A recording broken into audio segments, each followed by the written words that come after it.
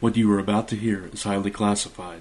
Pay attention and listen at all times. And most importantly, remember, it's only a matter of time before you're eaten. But the question is, whether it will be from the zombies or your fellow survivors. Ladies and gentlemen, you are now entering the Walking Dead Xtra episode of Zone 4.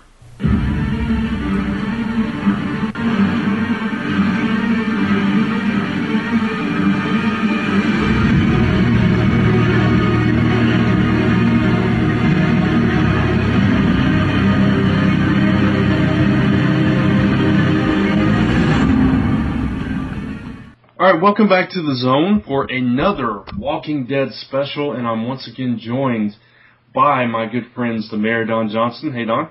Hey, hey. And, of course, Brandon Barrows. What's up? Not too much. How you guys doing? Doing alright. And, of course, I'm Brant Fowler. Everybody knows me. So, as we do this show, the Walking Dead Season 4 premiere is this coming Sunday, October 13th. And we definitely had to get together. We didn't get to... I don't think we got to do the wrap-up last season, did we? We didn't do the wrap-up last season due to scheduling, but we're gonna do a quick question right before, just to do a fast recap of how we thought the season ended, if it ended well or not. And then we're gonna kick right into a couple of questions for our expectations for Season 4. Yeah, absolutely. So, without further ado... Don, do your thing, man. All right. Hey, everybody. We're back here just chit-chatting away about one of my personal favorite shows on television right now. Walking Dead, boys. Glenn Mazzara's season-ending Season 3.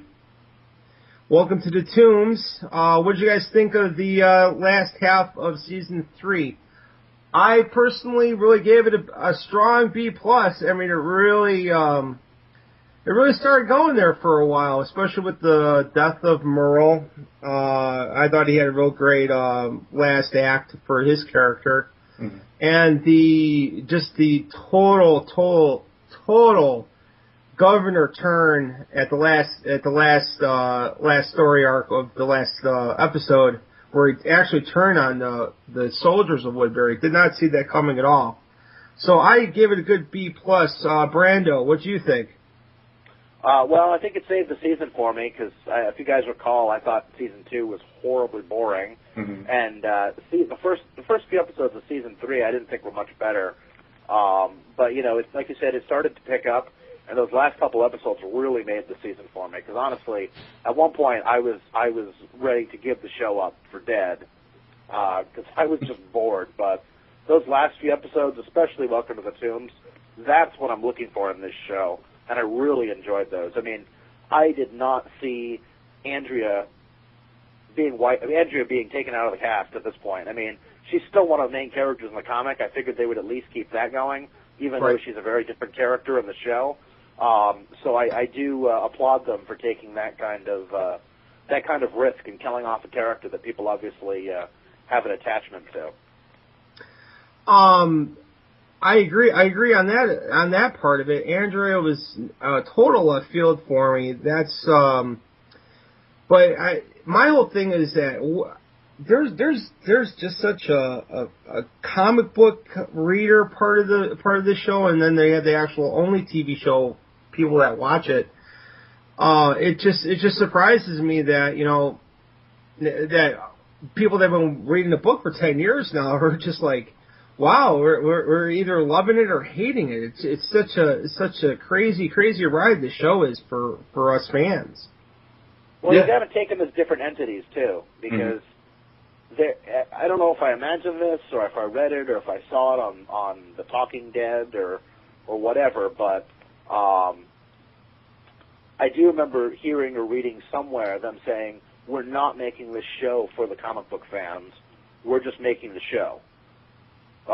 Because they're not trying to please us. If they please us, I'm sure that's the icing on the cake. But they're just trying to make this show and do whatever they feel is appropriate for it. And I agree. I personally kind of like that because I really miss Tyrese from the comic. And if they expand Tyrese's role in season 4 and going forward, I'm gonna be so much happier with how his character in the show is gonna go about. But, it's like you're constantly trying to remove the comic from when you're watching this from the show. It's just human nature for comic book people, I think. Yeah. I think it's getting easier, though, because it's diverged so much. And where we were in the comic book, where we were at the same point in the comic book that we are now in the show, I still really enjoyed the comic book, as opposed to now it's kind of slowed way down. So I've actually stopped thinking, though, of them as the TV show as an extension of the series, because it's branched off so much at this point. Yeah. That it really is a completely different entity. And like I said, I respect them for doing that, because they could have done a faithful adaptation, and I'm sure it would have pleased a lot of people, but I think they would have alienated more of the comic book people than they may have otherwise. Because with adaptations, it's always hit or miss. You're going to have people that love it, that it's fantastic, or you're going to have people that pick it apart, because every little thing they didn't get right ruins it for that person. Yeah, like the Shield show, and people are destroying it. I'm like, guys, it's for Disney Channel ABC. Exactly. What are you gonna do? Yeah. Come on. I mean, but I personally love that they're using Graviton right now. I mean, that was one of my favorite Avenger villains right off the bat. Oh, they're using Graviton? Yeah. I haven't seen the show. Yeah, he came in the most recent episode. Yeah. As an actual supervillain, or as the scientist he was before he was a villain? Origin scientist version right now. Oh, okay. Yeah. But yeah, as for me, I think with season 1 they really tried to connect with the comic book fans with the first part of the season, and then by the end of that season you realize that they're going a completely different direction. And ever since that point, I kind of felt that same way that you did, Brandon, where I just kind of I felt like it was a completely different entity, and I tried to view it as such. So. And especially the way they handled different things and different characters, I think they've changed it enough to where you can't expect it to follow the comic line by line. So anyway, that's my thing.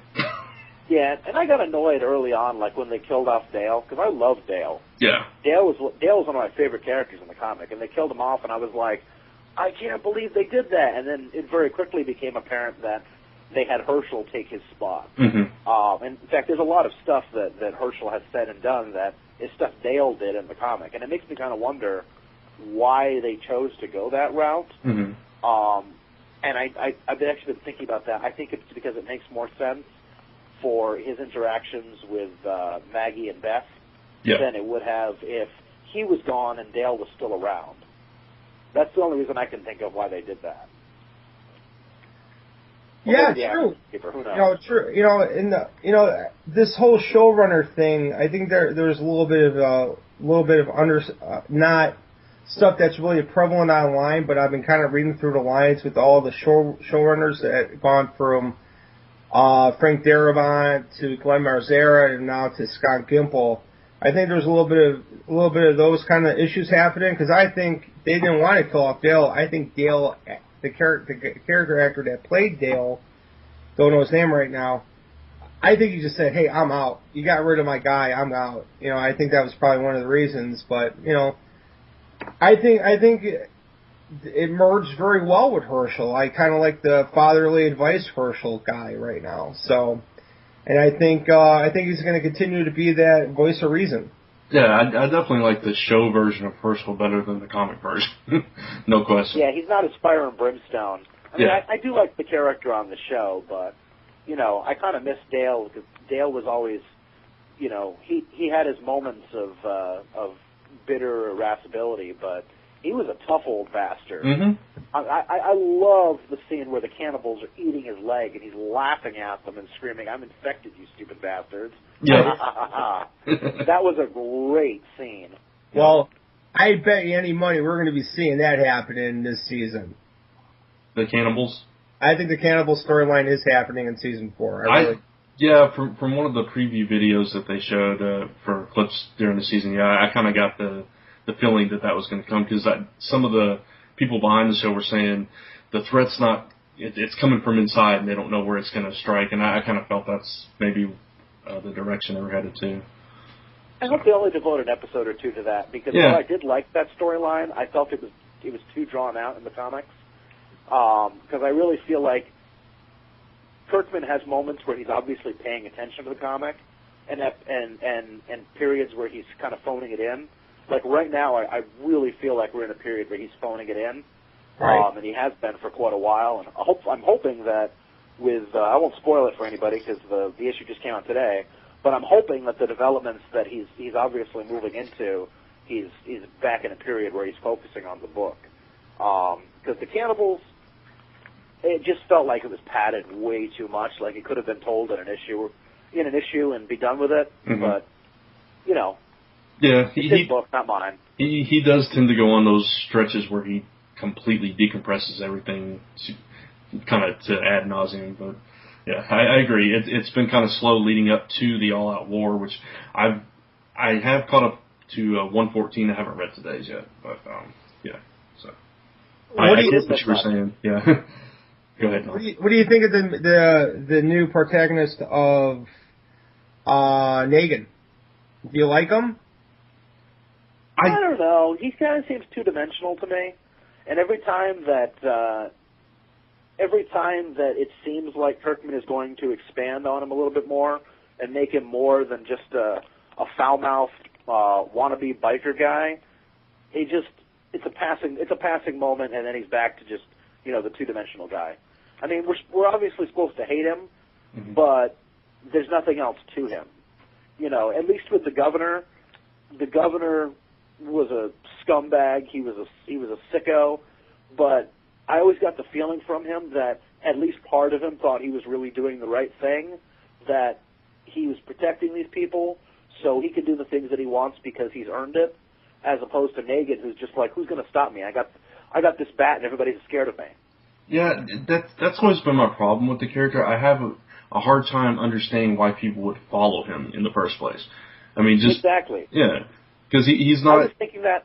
Yeah, go ahead. Sorry, go ahead. I think I got a delay on the line here. Oh, sorry. I was just going to say he's not very endearing to anyone at all, so that's a problem for me. But go ahead.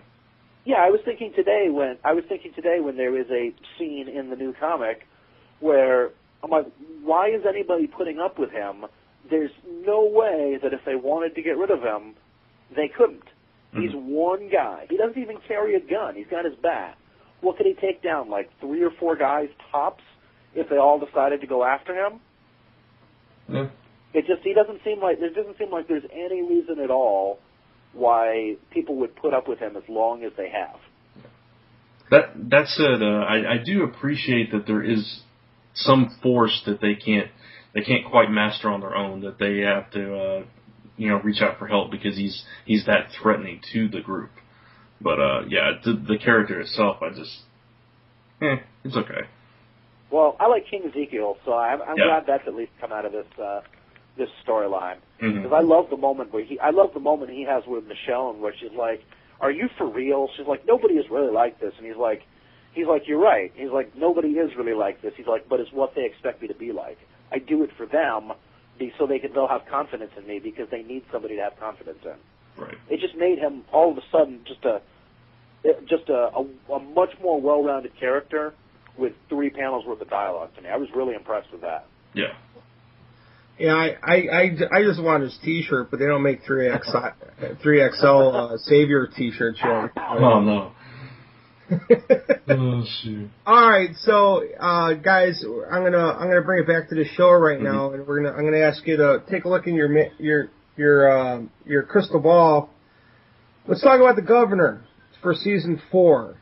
Okay. Now, I pose this to the dais right now. When do you think he will come back into the series full time? Do you think he's going to make it to the half-season ender around Christmas? Do you think he's going to kill somebody right before the Christmas break? And then he's going to be back killing people, and he'll be the main character, the main story arc for the second half of season 4? I would bet you that in the mid-season finale, something will happen that they think will be responsibility of the Governor, and then we'll have to wait our 6 weeks or whatever it is, and then we'll find out that it wasn't him at all, and they're just seeing boogeymen in the shadows. And then, right when the characters have relaxed a little bit, then that's when he'll pop back up. Yeah, I'm kind of thinking towards the end of the season, or maybe even heading into the season 5. If they're, have they confirmed that there will be? They're probably not yet. It's too early, but yeah. Oh, I have more news about that. I have no problem with saying that there's going to be a season 5. Okay. So what do you think, Brant? When do you think he's going to pop out, do his thing, and then Rick's going to probably have to become full-time leader again? Yeah, if he comes back in season 4, I think it's going to be probably towards the end of the season, and either. All right, the way I would like to see it happen is either they finish the complete arc with the governor by the end of the season, or he comes in towards the very end and leads into the next season. But I think for this season, it would be in their best interest to kind of veer away from that for a bit. Just give us something fresh and new for a little while.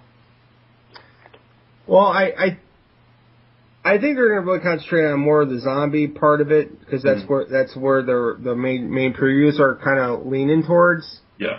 I have a hunch he's going to pop out the episode 5. What is it? It's 16 episodes, right? So I would say it's probably the second to last episode before the midway break. Okay. And then he's going to kill somebody to show how serious it all is. Yeah, we know he has no problem with killing, that's for sure. No, hey man, we found that one out the hard way, Brando? Yeah, definitely. I did. Oh, yeah, that last episode was good. Oh yeah. Oh, it was awesome, wasn't it? I kind of equate that. See, I didn't read. I haven't read Game of Thrones, and they hit the Red Wedding, and all you cats that read Game of Thrones knew that was coming, and I had that open mouth. What the hell just happened? Same here. And then we knew something was going to happen with the governor, and we knew it was going to happen. All the people that didn't read the comic had that open mouth thing. So here's me. I'm like going, I just had a governor moment, didn't I? Nice. Okay. All right. You guys had some other homework. I'm going to ask you guys we're going to play a little game called Walking Dead Deadpool. And I'm asking you guys for your 3 characters you think are not going to make it to season 5. Okay. And I'm going to start off with a couple, so you guys can jot down a couple of notes, and we'll take it from there. My first one, I think, has not going to be long in this Walking Dead world, and I think it's going to be Tyrese's sister, Sasha. I think she's toast. I think she's not going to make it long at all.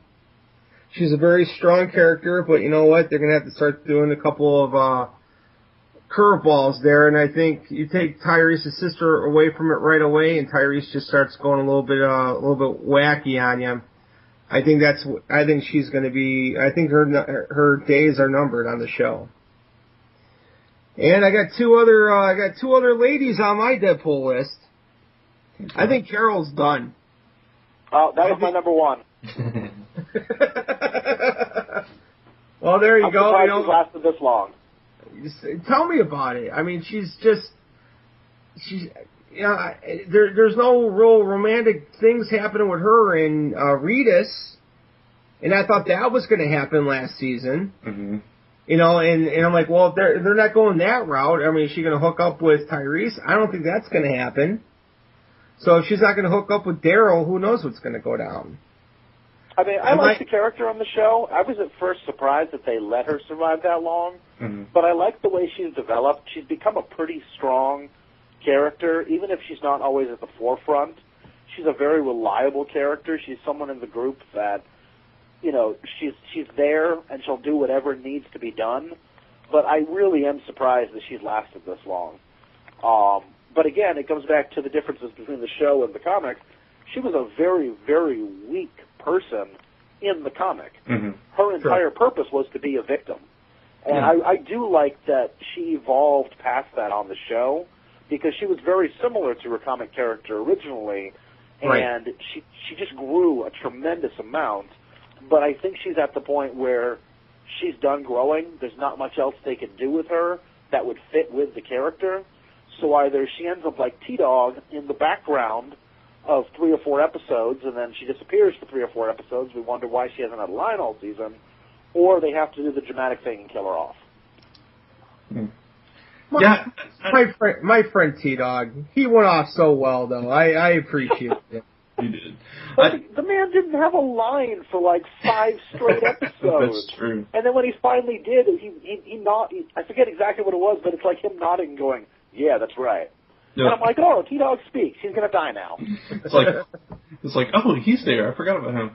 But, yeah, no, I think Carol's daughter getting killed was the change between her comic character and the show character that made her eventually into a stronger character.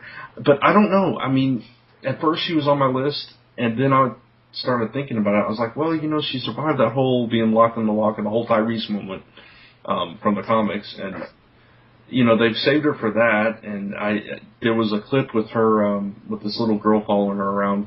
I guess from the new people that joined them, and that kind of made me think that they were going to do something with kind of pulling on the heartstrings where she's kind of connecting with this girl. They didn't really say anything in the preview about that, but I don't know, it's just kind of what I felt. So I'm not so sure they'll get rid of her yet.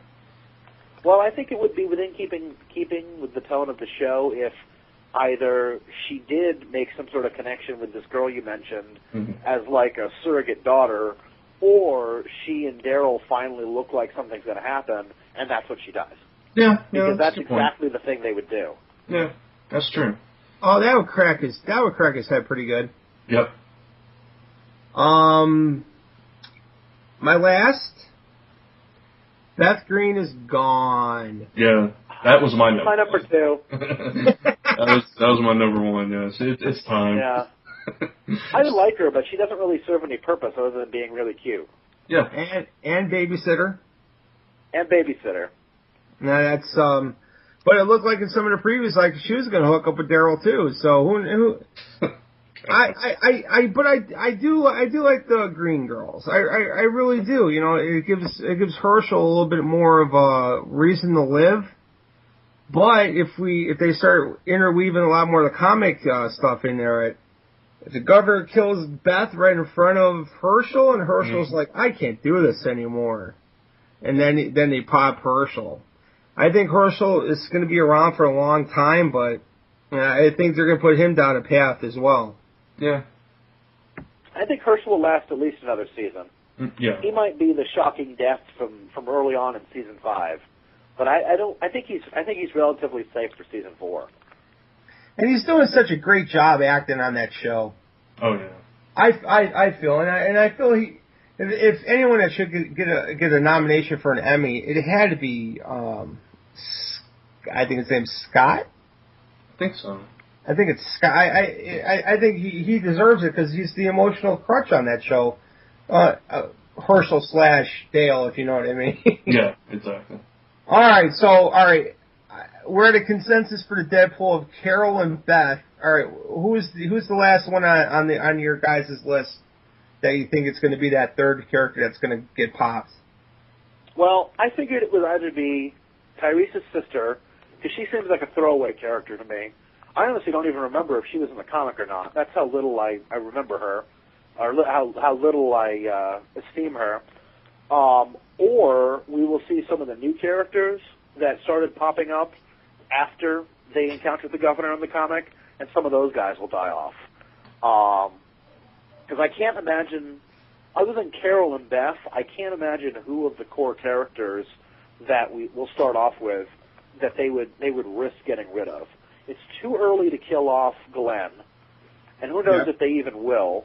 Mm-hmm. Although Stephen, what's his name, who plays him, Stephen Yeun, apparently was really pissed off at Robert Kirkman, at least jokingly. Yeah. He actually wrote a really funny letter when Glenn died in the comics, that they published about what an asshole Kirkman was because he had a really good job and this was the best acting gig he'd ever gotten. And great, now I know my days are numbered. Yeah. That was hilarious reading that. You know, I don't know. I'd forgotten about Tyrese's sister, and that's kind of now jumped up to my number 3 spot because that just seems so obvious. I do agree. I think a lot of the people that they brought in from the governor's town they're going to be wasted. There's no question. They're going to use those as fodder for the zombies. But I don't know. I don't know. Beth and Carol are standouts, and like you said, Don, Tyrese's sister, that's a strong possibility too. I can't think of any other main characters either. Well, that's what's fun about. I feel that's what's fun about this show is that the only true characters that are kind of not expendable is Rick and Carl and Michonne. Yeah. And I don't think they'll get rid of Daryl because Daryl is so immensely popular that I don't know if it's true or not, but I remember hearing quite a while ago that he originally was not supposed to survive season 3, and they went, if we kill him off, we're going to lose a tremendous number of fans who tune in just for Daryl. Let's keep him around for a while. Yeah, but you know what? If they had some balls, they'll do it. Yeah, they did a really good job closing it out. I certainly did not expect. I certainly did not expect that ending. Wasn't Daryl's brother Merle's last episode just great? I thought it was awesome. The redemption of Merle, and then then he goes into that whole he attacked the governor's crew. Mm-hmm.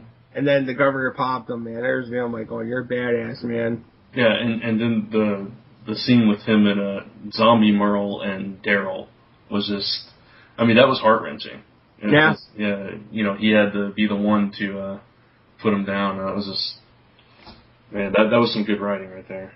Good I knew that was coming right. I knew that was coming right from the start. As soon as they had their split, I figured either he would have to kill living Merle when he finally made his choice between his brother and the group, or they would wuss out and he would kill zombie Merle, just like they wussed out and Rick killed zombie Shane instead of living Shane. Yeah. So. That's what's cool. That's what's cool. I feel that's what's cool about the show, and I feel that they deserve the ratings and the fandom that the show's getting right now. Yeah. What just occurred to me that we didn't think of? Baby Judy, because she did not survive long in the comics. No. Now, there's no way they would kill her the way that she died in the comics. No. But that's not to say that, there aren't a million other things that could happen to a baby in the world that they live in, even if it's just something as simple as disease and they can't get the medicine that she would need. Right. Yeah. And unfortunately, my little girl got real sick when she was about 2 years old. And you know what? If you don't get that medicine for those babies, man, you're in a whole different world of craziness, man. That's crazy. That would definitely be heart wrenching. I mean, that would be like the episode. That would be the episode of the season for a lot of people if they went there. Oh yeah, tell me about it. I always kind of wondered if they would use that baby crying as a real story point, just to get the zombies to start coming towards them quicker, because all it took was that gunshot to get that one herd to come towards Herschel's farm. Mm-hmm. Yeah. And then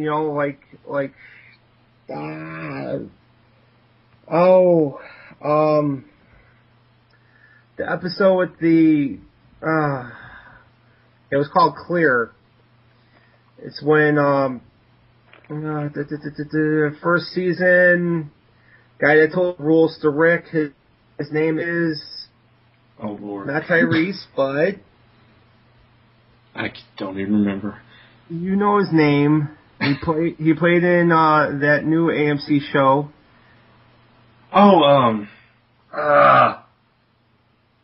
Brain freeze. I know, I can't think of his name. What is wrong? Brando, come on. I can't think of it. It was so long ago. You know who I'm talking about. His name is... They took his name from Night of the Living Dead. I'm trying to look it up. I'm trying to look it up, too. I know, I can't believe we can't remember this. It's hilarious. Which episode was it? What? Which episode was it? Episode 1! Yeah, he was in the comic, too. Was he? Who? I got a terrible memory. I'm getting old. He was in the comic, too. His son died. Yeah. Oh, God, I can't remember. Morgan. Jeez. There you go. Yeah, we're doing this live I can't believe I forgot that. I liked him. I know, I did too. Wow. Oh man, that was another awesome episode. The episode with Morgan and Clear was just awesome. I wonder if they're going to get him full time this season. I don't know. That's a good question. Yeah. Because, he actually is a Hollywood actor, so I would assume he has work coming out everywhere. You know how that goes. Sorry about that, Lenny James. I apologize for not knowing your character in The Walking Dead, the show that I kind of like. I apologize right now. And I love that actor, too. I loved him in he was one of the saving graces of Jericho. Exactly, he was. I know his name, Lenny James, but I don't know his character's name in The Walking Dead. I'm going to have to give Decapitated Dan my nerd card. I'm sorry. That's all. Okay, guys, I got 3 other little topics that we talk about, and then we could wrap it up. Have you guys been catching the AMC webisodes? There's been one for each season that's been coming out. Did you catch this recent one called The Oath? Unfortunately, I have not. I wanted to check them out, and I remembered them today, and I was like, I haven't watched those. I don't think I've ever watched a webisode of anything ever. I watched the one season 1. To, and I forget. Yeah, exactly. I always mean to. I was like that with The Office, too. I was like, I got to watch the webisodes. I'd totally forget until the new season would come on. Well, in my opinion, and the mayor does give his opinion every once in a while. Of all 3 of the webisode arcs that they did, it comes out in sequential order of what I liked. I liked the first one. It revolved all around Bicycle Girls before she got zombified. Right. Second one was they're dealing with a self-storage locker arena, which was pretty cool too. And this last one was okay, but I could see them just going in a little bit of different arc on it. And I'm going to bounce this, since you guys didn't watch the webisode series, so I'll come around with this. What do you think about the Laverne and Shirley of Walking Dead? They're going to come out with another series of Walking Dead, but completely in another part of the world, other characters, fresh, with no comic book roots. Do you think that's going to be just as successful as Walking Dead? I think that will be more money in a certain writer's pocket. I don't think it will be successful. I think it will last maybe a season, and then it'll just quietly disappear. It's one of those things that it could potentially be fantastic, or it could completely flop, and I don't see what they could do with it that would make it amazing, because all the basic Walking Dead stuff we've already seen. Now we're watching the show for the characters. Yeah, I mean... So... Yeah, go ahead. Oh, go ahead. No, sorry, I didn't mean to cut you off. No, that's fine. I was just saying, all the basic Walking Dead stuff we've seen, we're with the show now because of the characters. Right. And there's really no reason to get reinvested in a whole new set of characters that are going to go through very similar situations. Because when you're dealing with a zombie apocalypse, granted there are some various permutations that you can work with, but you've really only got a handful of different plots that make any sort of sense in that against that backdrop. And they've already done all that stuff with Walking Dead. Or we know they're going to if they follow the comic book at all. Right. I mean, even the stuff with like Negan now, it's the Governor all over again. We're just retreading water we've already been through. True. Yeah. Well, my whole bag about a totally different series from Walking Dead. I would love to see an urban jungle kind of a feel to it, because you know what? We really seen any part of a zombie apocalypse that really revolved around a major city like Chicago? Like, you know, I'm the guy that stirs the pot whenever people come up with scenarios about Chicago, and I go, I would fortify. Yeah. I mean, my condo building will actually be a pretty good place for you guys to come as refuge if you guys ever have to come out during the zombie apocalypse. Because all I need to do is block a couple of my entrances and we're good to go. Nice. But we've already seen that with 28 Days Later. Yeah, that's true. True. And it all boiled down to, well, we got to get out of the city. Okay, well, how do we get out of the city? We're in this building. Well, we got to get a vehicle. Okay, let's go on our little raids to get a vehicle. We'll get out of the city. Oh, it's just as bad out here. Yeah, I agree with you. I think it would come down to the characters, and if they could do something original with the story, and if they put it in off season of the main Walking Dead show. Which, I can see it succeeding if they put it in the off season and they did something radically different, because we know what's going on in the southeastern part of the United States from The Walking Dead. Let's do it maybe in Europe or even Asia or Africa or someplace where we don't typically see these types of stories being set. My guess is what they're going to do is they're going to set it just on the opposite side of the U.S. In fact, when I first heard of that, when I first heard they're going to do that, I don't know why, but what popped into my head was Seattle. Yeah. I can see, somewhere in that area. So you're trying to say it would be a lot better if they actually followed World War Z, the book? I actually haven't read World War Z. I haven't either. I've read Max Brooks' other books, but I haven't read that one. People keep telling me, though, don't see the movie. It is horrible. You know, if you guys haven't read the book, I'll give you a quick, my recommendation to people. If you read the book, think of it as day 1 through 10 of the zombie outbreak. Then the book takes you through it's after the fact, like maybe 3 years after the fact, and then they're talking about what happened in 3 years prior. So there's a lot more to mine in that. And I would highly recommend you guys breezing through it real quick, or check out the audio versions on audible.com or whatever other little site you could check it out. It's a quite wonderful audio book. Top-notch audio actors performing, like Thomas Jane plays a real great little character thing in there. Mark Hamill plays a soldier in there. Ellen Halda plays kind of a high-up kind of guy. I think you guys will get a kick out of it. You guys check it out that way. Okay. Yeah, and just since you mentioned Audible, if you go to audibletrial.com/zone4podcast, you can get a free 30-day trial. And that's true. Well, that sounds like a deal. Yeah. What website was that again? Try to hear the World War Z audio book again? It's at audibletrial.com/zone4podcast. Well, I think you guys should go and check that out. Absolutely.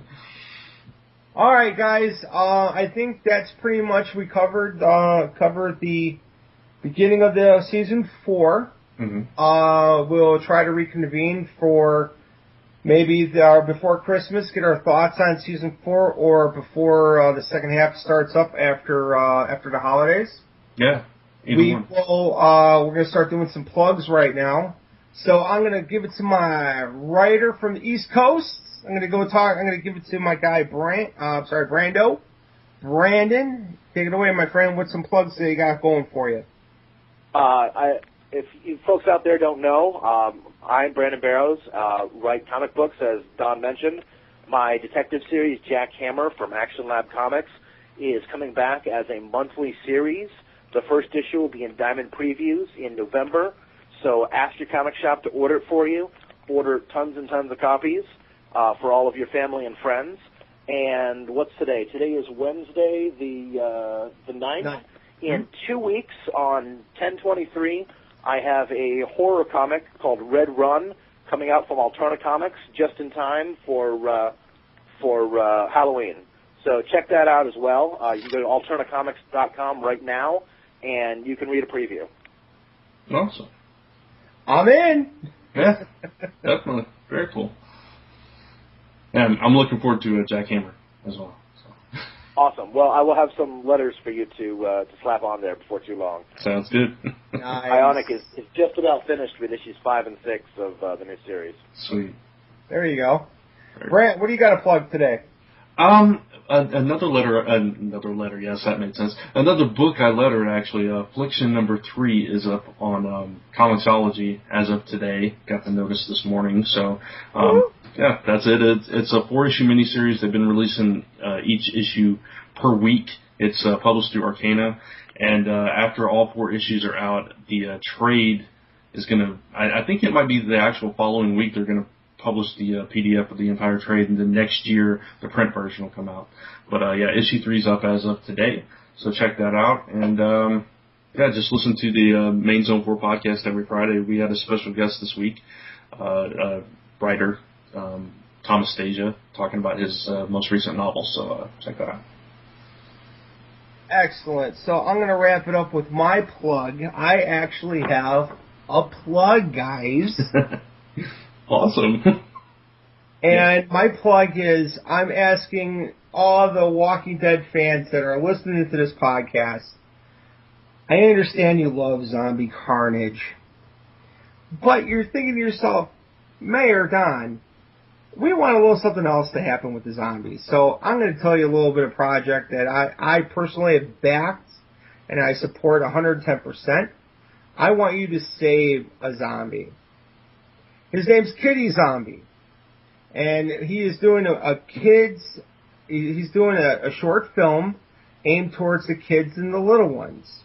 His name's Kitty Zombie, and he hovers around the Chicagoland area and other horror comic books and comic book conventions, and just in general hijinks in the haunt industry. Actually, his home haunt is his home haunt is around Indiana as well, but I'm just going to say we're going to concentrate on the Kickstarter for Kitty Zombie. It's called The Adventures of Kitty Zombie. I hope you guys please go check it out on Kickstarter. I'm sure Brant's going to put a teaser tag on there for me. Mm-hmm. Please check it out. I know everyone's asking for Kickstarter help lately, and I'm just joining the chorus. I checked this project out, check that project out. If you can, throw in $5. If you would ever buy me a drink, throw that money towards Kitty Zombie. I would appreciate it. Awesome. There you go. And real quick, we did not, I don't think we actually mentioned this, the 10th anniversary of The Walking Dead. I know we were going to talk about it. We talked about the comic, up front and everything, but I guess, we should just mention 10th anniversary. There were all kinds of release parties this last night, actually, at midnight. And All Out Wars started, so hopefully it's good, and we can all talk about it later. Well, guys, just to wrap it up with the 10th year anniversary, mm-hmm. I picked up issue 3. I was not one of these guys that picked up issue 1 right when it came right out of the gate. I picked up issue 3, and it hooked me. It hooked me there, if you could believe that. Well, a lot of the Tony Moore art. I did dig Tony's artwork right off the get-go. And then I actually bought issue 1 and issue 2 off of the rack, if you could believe that. And of course I sold all 1 through 4 of my collection, but that's a different story. But it's constantly been number 1 in my give me another reason to go into the comic book shops lately. It kind of Ghost Rider is my number 1 character, but his series goes hot and cold for the past 10 years. So at least I have a couple more to keep me motivated going back into the shops. But no, I'm more of an indie guy. But of course, you still have your favorites and of the ones you came up with. Walking Dead has always been, from the highs and lows, it's been consistent. And I appreciate that. So, congratulations to Robert and Charlie, and I'll throw a little to Tony as well, because he's the one that really helped kick it off well. Congratulations, boys, and hopefully we'll see you around for year 20. Yeah, absolutely. I was one of those late bloomers. I had borrowed the omnibus of the first 48 issues, hadn't checked it out before that, and I got hooked reading that and been a fan ever since. So I actually got into it accidentally, because I think when it was somewhere like in the late 40s, maybe like 46, 47, I was actually at a convention and somebody left a trade paperback. I think it was volume 2 on my table. And I figured somebody's going to come back for this. And I sat there, flipped through it, and I'd heard of the series, but I hadn't read it. And I read almost the whole thing that afternoon. And before I left that weekend, I actually bought 1 and 3 from a vendor, so I could read those when I got home. Awesome. And nobody ever came back for that book. I think I still have it. I hope you do, man. And that, that second trade, I like that one too, because that showed how much they were hungry, and how hard it was to find a safe shelter. Did they find the prison right at the end of that trade, Brando? Honestly, I'm not sure, because when I ended up getting all the books and reading them in kind of like 2 days. Yeah. So the early stuff is all like muddled up in my head because I read it all so quickly. Yeah, tell me about it. I've been there, man. But good stuff. Yeah, good stuff. Congratulations, Image Comics, for having a great having a flagship book. Yep. Would you call Walking Dead a flagship book in Image, guys? Oh, absolutely. Yeah, I think it's definitely their, other than Spawn and Savage Dragon, it's their longest running books. Yeah. So definitely. And we won't mention the name that will not be mentioned, so don't worry about him. Wink, wink, Mr. Bicep guy. No. I'm not mentioning his name, Brant. Mention his name? No, that's good. Brando, just play along. Just play. I'm playing along. I'm too tired to remember anyway. I know. Hey, we're gonna wrap this up. I know it's late. Boys, enjoy the season 4. Everyone, enjoy season 4. Please continue to listen to Zone 4's podcast, and hopefully Brant will let me and Brando come back on and titillate your ears with some more Walking Dead, the television show, with a little bit of comic book news in there as well. We're going to wrap it up, boys. Thanks again, and we'll see you at mid-season 4 ender. Take care. Bye, everybody.